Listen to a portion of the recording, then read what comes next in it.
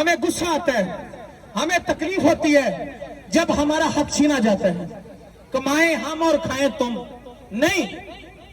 ہمیں پتہ ہے آپ نے کہتے ہیں جی ملک کے حالات سازگار نہیں. ہم نے تو ملک کے حالات سازگار نہیں کیے. کتنی دیر ہو گئی ملک کو بنے ہوئے. انڈیا بعد میں، بنگلہ دیش بعد میں آزاد ہوا. آج اس کے حالات دیکھ لیں. سب لوگ جانتے ہیں، سب لوگ یہ غور کریں کہ ہم اتنے بد نصیب لوگ ہیں. کیوں بد نصیب ہیں؟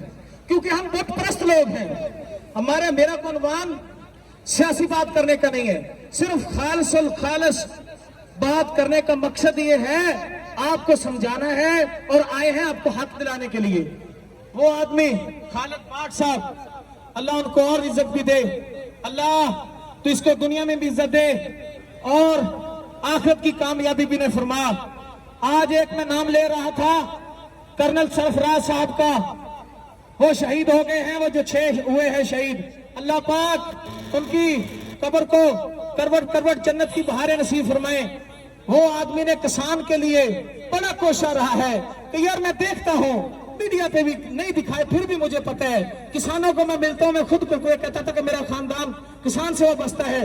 اس وقت مجھے کہہ رہا تھا کہ میں پورا محسوس کیا ہے کہ مظلوم طبقہ کسان سے بڑھ کر کوئی نہیں ہے. آج ہمیں انہیں